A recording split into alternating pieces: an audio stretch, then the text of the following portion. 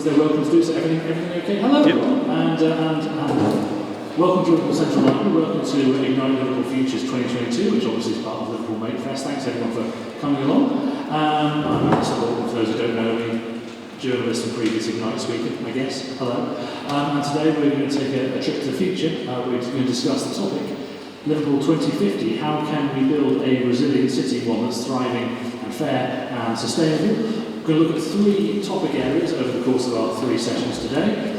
Transport, homes and communities, and to start off with food. And we're doing it in classic Ignite fashion with a bit of a twist. Now for those of you who've never been to Ignite Liverpool before, it normally looks like that, as I've just said, on the top floor of Leaf Cafe in Bold Street. And anyone is invited to speak about absolutely anything they want, as long as they only take 5 minutes to do it. Everyone gets 20 slides. If those are better at maths than me, it told me that is 15 seconds per slide. Yep. And that's it.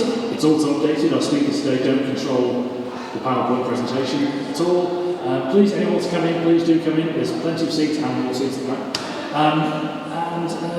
Today's a bit different though, because our normal Ignite, we talk about anything from Murder, She Wrote, to margarine, to Wimpy, to all sorts of things, 2 of them are mine. But today we've got specific topics. So we're splitting into 3 sessions. Our first one is food. We'll have a couple of speakers in each one. We're going to have a Q&A session. We've got a bright orange microphone at the back. And we'll have a Q&A session. We'll take any questions from the audience. We'll have a chat between our panel. Please note, everyone, by the way, we do need to use a microphone when we're asking questions. And the reason for that is we're on a live stream as well. So it's not just here in the room, we can all hear each other, I'm sure. It's also to make sure everyone at home can hear as well. And we're hoping the session, I think, will be about 30 minutes or so. We'll start it slightly late, but we'll all that today, won't we? First up is food. We've had a lot of shots over recent years that show that we don't have food security in the UK, as we might once complacently perhaps have thought. So where does resilience lie? Is it going to lie with our food co-ops, our growers, allotments, faith groups and food banks, or zero waste communities? There's all kinds of ideas. I'm going to talk about a couple of them here. I'm going to start off with Lucy. Lucy next to me is a cook and food campaigner and writer, and she's going to talk to us in 5 minutes about 15-minute neighbourhoods and why access to fresh food is the start of great things. So Lucy. Okay, thank you very much. Am I speaking enough for everybody? Good, marvellous. Right, I'm just going to wait for my first slide because I've got this all set ready for this. Go. Okay, great, thank you. So, today I'm going to talk about neighbourhoods, and the reason why I'm talking about neighbourhoods is because they matter more than you might think. Certainly more than controversial policymakers and planning departments might think. And also the problem is that investment inevitably has focused on central areas, not the edges where we live. And that is where we have a mix of housing, we have our apartments, and of course more and more of us live there. But for many people, it's where they survive rather than live. So you have the basics of life, shelter, warmth, food, but that's not always what you might call living. What we found during the COVID crisis was it was a reminder of the fragility of things. It highlighted that too many people were living in spaces where they couldn't access fresh food. So we got contacted as an organisation by Macmillan nurses, by community leaders and more, and we ended up supplying lots and lots of fruit and veg to people in these spaces. This in particular, I think, gets forgotten in the rush for profit. There's a lot of talk about the golden age of cheap food, but someone somewhere was always paying for that cheap food, and it usually wasn't the shareholder. So how do we reset the food system from the large scale to the local and keep the money circulating here? Our food system has changed. We've disconnected food producers from growers and from makers. We don't talk to people and we don't have the conversations and the interactions that glue community together in the way it used to. Without easy access to a variety of fresh food, we're forced to rely on what is in the immediate environment, and we have to use a car or public transport. But this isn't a choice that absolutely everybody has in Merseyside, in particular in areas where you can't afford driving lessons, let alone the cost of running a car. And unfortunately, as we've recently seen, they are now changing the buses yet again to make that choice of public transport even smaller. So it's really important to remember that while tourism is nice and brings many benefits, residents of the city also need investments to ensure that they have services and food access within their own environment. It's time for a shift in thinking. Food does connect everything, and it needs a place at the political table. So, utopia, 15 minutes from your home, or 5 or 10 minutes even. We all need to be able to live well within our own neighbourhoods. But how do we achieve this? We can do it as a mix of advocacy, so that could be badgering policymakers, councillors, decision makers who often don't live in the neighbourhoods that we do. Education, and that's not necessarily how to cook, because that's a bit of a tired old trope. What I'm talking about is teaching about sustainability, surplus, how to manage seasonality, waste and reuse. And action, we say if there's not a food shop nearby, we'll bring one. So, planners need to include amenities. Every time I see a new housing estate go up, my first question is where are you buying the pint of milk from? We also need social hubs and places where we can connect. We can share our food, we can do baking, we can do growing, we can do eating together. And the important thing is everybody to the table. We have asset-based community development that we need to work with. That means not doing 2, not doing 4, but actually with and by the local community in your space. So why is access to fresh food so important? It's a building block of life, and it's absolutely a basic human need. It's especially important for children. If you don't eat well, you won't learn well. If you don't learn well, you won't earn well. It's crucial for mental and physical well-being and development. And that's our proposed solution, the Queen of Greens mobile fruit and veg bus that goes into areas of Merseyside where at the moment you could describe it as a food desert.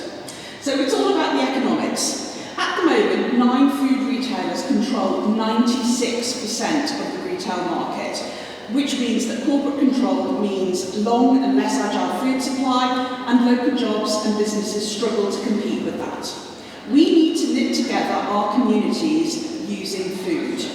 So, what we have to do is we need to plan the future, we need to work together, because that's how we will transform our spaces into places where everybody can easily access fresh, sustainable food, and that will be a way that we support each other into the bright future.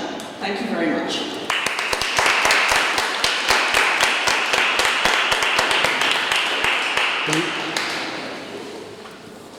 Brilliant, thank you very much indeed, Lucy. And now our second speaker is Minna Alanko-Falola. She is going to tell us about how composting can help us divert food waste from incineration and landfill.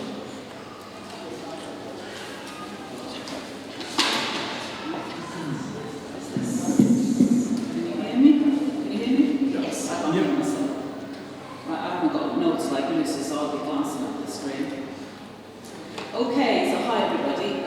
In Liverpool, a recent study shows that we could grow 200 kilos of fresh fruit and vegetables per head per person per year. And that's 50 kilos more than the NHS advice. But sustainable food systems need to go hand in hand with a waste management system. And why is that? That's because in Liverpool, a third of the waste that we produce household-wise is food waste. And in the world it's even more, it's almost 40%. So think about the flat bin line, and that's how much of it is food. And in Liverpool, our waste gets collected by bin collectors, obviously. Waste gets taken to Kirby, in there it gets put into trains, and those trains take hundreds of thousands of tonnes to the northeast for incineration. So a massive operation requiring loads of transport. And obviously amongst that rubbish is our food waste, over 70% of which is perfectly edible, over 50% of which is still in its packaging, and low recycling rates in Liverpool mean that a lot of the waste is also virgin material that is just produced, or the food is grown just to be incinerated. So this sort of linear economy system is something that is not sustainable for the planet, and we need to change that into a more circular system where we keep the materials in circulation as long as possible. And in terms of composting and sustainability, composting is a natural process, and in nature nothing is wasted. So that's why composting is the sustainable way of dealing with food waste. So let's all compost. It's a skill like any other, so it might sound daunting to some people, but there are lots of options available for depending on where you live. So if you have a garden, there's lots of composting facilities and systems that you can buy or you can build your own, but there are also small systems that you can set up. So do your homework, do some reading, do some learning first, and then look into what you can set up. So outdoor spaces, you've got lots of options. Indoor spaces, small spaces, or yards, or balconies, you've got limited spaces. But then there's a few examples there. There's a rotating compost system. These are outdoor space systems. And then there's also communal composting. So I run an organisation called Compost Works, and we set up communal facilities. So for people who don't have gardens or just don't have the facility all the time and the inclination, they can join a communal scheme. So communities can use a joint facility and put their food waste in there. So composting is good. Sorry, I should have had notes on that. Okay. So how does it work? Well, think of it a bit like cooking. In cooking, you have a recipe in order to have a good result. So in composting, your compost system consists of ingredients, and those ingredients are called greens and browns. And browns are the dry material, and greens are the fresh material. And a good rule of thumb is you want sort of 50% of each in order to have good results in most systems. So yeah, think of your compost recipe. From your household, greens are in your kitchen. It's green material that you'll be producing. So your coffee grounds, eggshells, vegetable, fruit scraps, and so all that can go in your grass clippings, all that can go in your compost heap. But to balance it out, you need the brown material, which is the carbon source in your compost system. So shredded paper, wood chip, straw, cardboard, just to balance out the ingredients. So this is your compost recipe. And your compost, you should think of it as a living ecosystem. So it's full of life. So in that ecosystem, you need to have water and air present, and they are present due to the ingredients that you add in. So you want the right mix. And that way the creatures, the life forms in your compost can flourish. Obviously a worm there is one of the bigger organisms in your compost. Most of the life forms in your system are microorganisms that you can't see with your eyes. But there's a big whopper there in Greenbank Park. Turn your compost to keep it aerated, and also that way you can see what's going on inside your heap. So everybody get composting, or look into ways of how you can cut down your waste, how you can make compost, how you can use your leftovers, and let's create good soil to grow our own and have a more sustainable food system. Thank you. Sorry about the culture.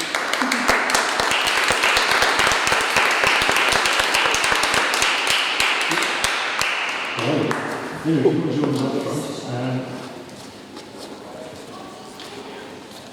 Hello, full daytime television presenter now. Hello everyone. Just a reminder, we'll do a little Q&A session now. I will sit myself down and introduce myself.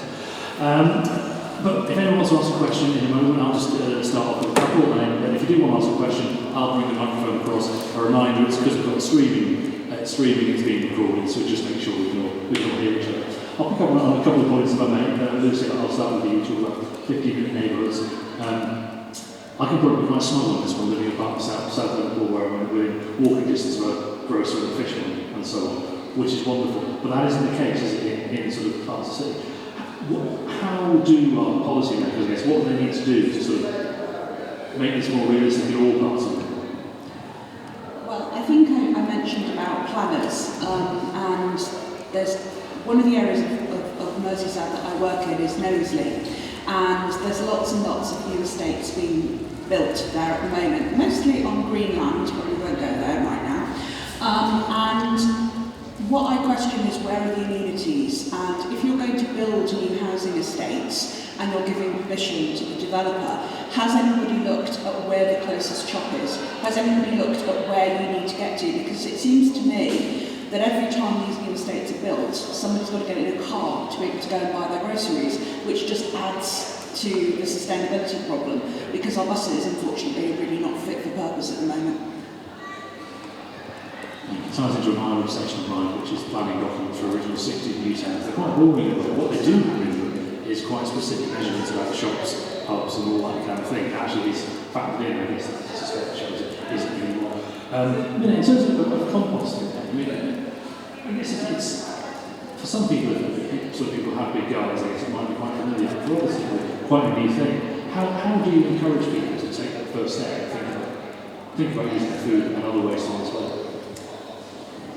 I think education is key, so having those sort of opportunities to go and talk to communities, and also opportunities to provide facilities. I'm not trying to promote my organisation, but promote facilities like doing things communally, whether it's something we set up for them or not, or growing communally, making spaces accessible for communities to do stuff close to their homes and close to their communities. I think education and providing just bits of land for people to do stuff together is essential.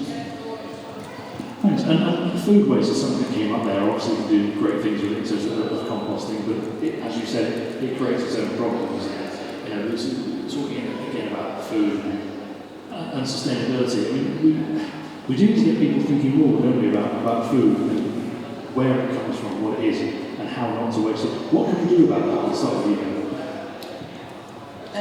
Well, I think what I was hoping to show with my presentation was that the current waste management system, for example, where we use the incinerators, those incinerators, yes, okay, it's waste to energy, so they do power homes in the area where they are, but they rely on these consumption levels and this wastefulness to continue in order to feed the incinerator. So it's a short-term measure actually, but they're pouring millions of pounds into it. So I've forgotten the question now. It's about getting people thinking more about food and about avoiding waste. I think things like offering things like cookery sessions, how to use leftovers, how to use seasonal produce, how to even grow some simple things on your own. I think that sort of stuff's really important. Thanks, and there can be a lot of snobbery, can't there, about food as well, which probably doesn't help in terms of uses and snobbery with why people go to supermarkets and not to fruit and veg shops and what have you. Well, 90% of the time because those shops and things aren't available. So I'm intrigued by you saying, well, fruit and veg bus is an idea of getting out of this community. Where are you at with that? How's that going? Well, one of the projects I work on is something called the Alexandra Rose Project, and that's a charity which we work with children's centres across Liverpool. We work in Granby, Dingle, Belle Vale, Picton and also Wavertree, and we're looking to expand into Anfield and Everton. And what we do is we supply families which are sort of identified through the children's centres as needing a little bit of extra help. And they're given vouchers which they can spend, like they would spend their healthy start vouchers. They can also spend those on the bus, and the bus is also valid for healthy start vouchers, which means you can exchange it for fresh fruit and vegetables and vitamins and milk. And we also allow you can buy on the bus as well, so you don't have to have these vouchers, you can just get on the bus and buy what you need. And we have, the bus also is now going into 32 areas across Knowsley and Liverpool, and it's market prices, so it's cheap and cheerful, and it's also quite seasonal.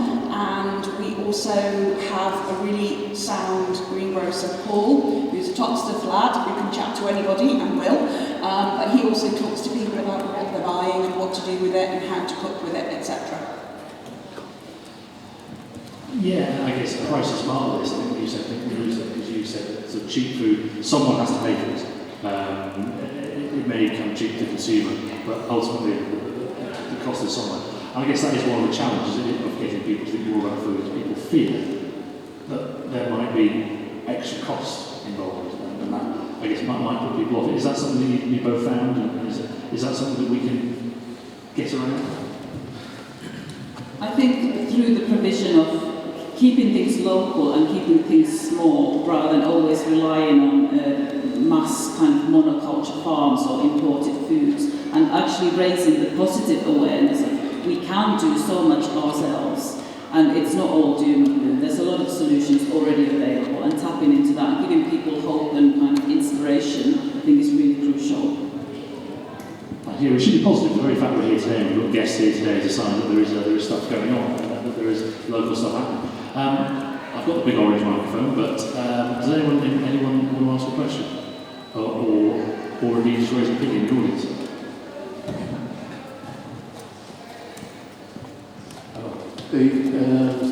I come from Wirral, where you say that we throw almost food out as waste.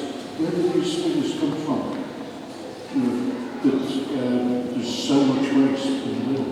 Why is that? Is it just a function of how people are sort of collecting information, or is it true information? That's what I'm asking. How? So Merseyside Recycling and Waste Authority has just published their 21-22 waste analysis, and that's where the figures come from. So Wirral's food waste in the Wirral is 39%, and in Liverpool is 29%. So that's the recent figures that they've it's been through. They literally sort through the waste of a sample amount of households, and that's how they come up with the figures. But they're on their website, so you can read the whole report. Are these numbers fairly typical of urban areas? Sort of figure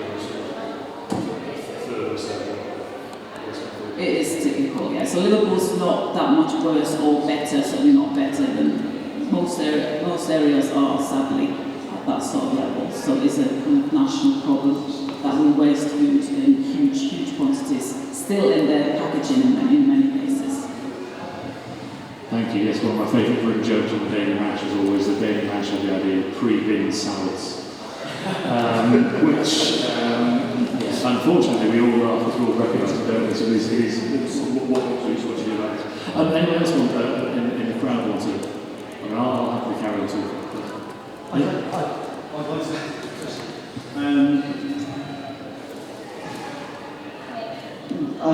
to no coherent thoughts. But it's I really the 15-minute neighbourhoods, that kind of like, living within a short distance from where you're getting your food. Sorry, I'm talking as somebody who's got an allotment, somebody who maybe works from home, walks to the office or cycles to the office or what have you, and love composting. Just kind of, how do you think? I mean, just thinking from where I live, which is by L8, that kind of area, and I'm just going to go, how is it we can encourage, when some streets don't have plants outside, how is it we can begin to get people to understand the kind of consequences of, you need to be composting more, this time next year you're going to be wanting people to, you want food growing at the end of the street, rather than having to buy it for the amount of money you can't afford at the shops. How is it we be encouraging communities more to be thinking more wisely, composting, etc.? What we find is that people who we provide these communal composting facilities to, they are hugely keen to do it, and I appreciate it's not for everybody. It's not for everybody to walk over to their local compost and drop off their food waste. So eventually there will be some sort of bicycle collections that we're looking at.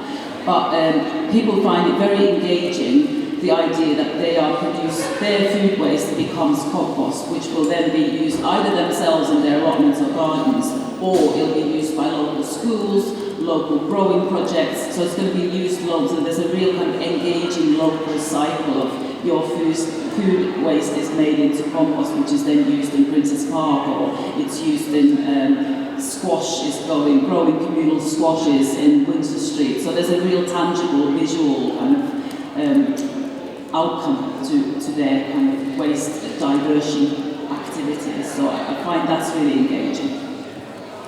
Thank you. I would recommend having a look at a project in Sefton, which is called Taking Root, which is part of the Gateway Collective, and they've done work with a couple of streets where people have like literally a tiny yard at the back, and they might have, like a sort of very, very narrow bit between the pavement and their front door, and they've managed to get growing going on in those spaces, even very, very narrow spaces and showing people how to do that. And they've also done stuff with the back alleys and all those spaces behind there. And once you give people the opportunity, it's amazing how interested people get in it. I was just talking to Minna before that one of the projects that we're working on is called Grow Well, and we are going to be putting 4 allotment spaces into social housing spaces in Knowsley, but we're using baths that are otherwise destined to go to landfill and be burnt. And every 10 baths that we stop from that happening, we save a tonne of CO2. And all we do is we just use them as giant planters and we just clap them in old pallets so they don't look like random baths in the middle of nowhere. But they work really well, especially if you're working in an area where maybe the soil is pretty poor or it's contaminated or it's been previously industrial land or something like that. But that's something that we are doing, and we know that once you start giving people opportunities to come and do things, they get interested. But if the opportunity is not there in the first place, it's hard for someone to do it. I'm just going to add to that obviously activities like that then also improve people's sense of well-being, improve your mental health, connects people with their neighbours, their communities, they get growing together, they do stuff together, which is, people get knitted together again and inspiration can grow. That's brilliant. Neil, yeah, that's great. If there's any more questions. Any more questions? Because that seems like a beautifully phrased point. We've got one back. Yeah, I'll bring it across.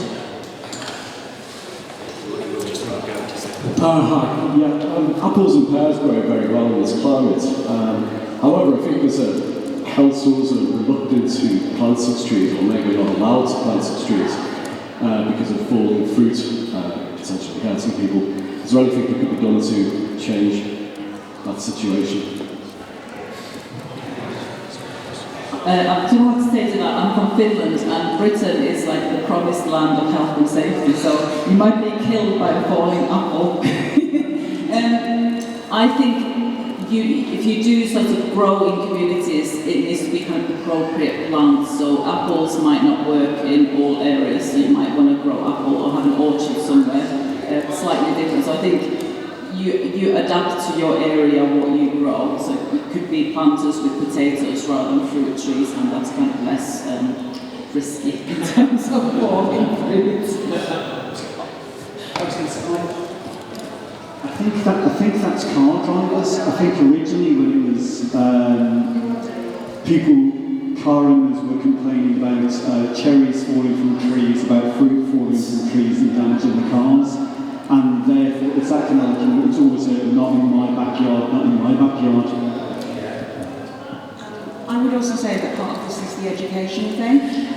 Every year my organisation goes and harvests a tonne of apples from Street Hall because all of the apples in the orchard there are just left to rot. They don't collect them, they don't do anything with them unless we go and collect them. And we asked them why this was, and they say that they planted the orchard because of the blossom looks pretty for visitors in spring, and they don't give any thought to the fact that the apples then are wasted, and there are apple trees all over Liverpool that go unpicked.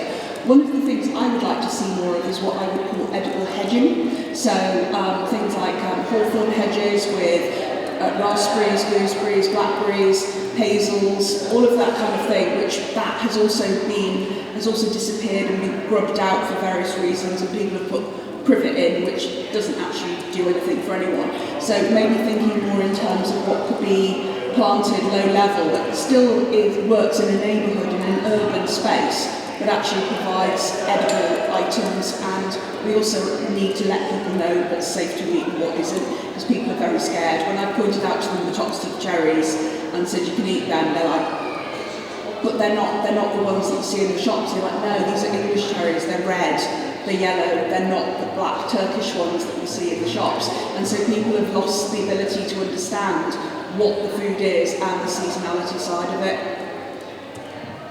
Thanks very much, everyone. Just before we go, so that you can stay in touch with each other if you like. Lucy, you're on Twitter, are you at? Yes, I'm on Twitter. I'm known as Grab Your Spoon, and my organisation is also Alchemic Kitchen. Twitter and Facebook, Compost Works UK. Brilliant, thank you very much indeed. Thanks everyone for all your questions and thanks for coming today. And speaking of car drivers, we were talking about transport. 2 o'clock. So if you want to know about car drivers, I'll be leading that one. We'll see you here again at 2 o'clock. Cheers everyone.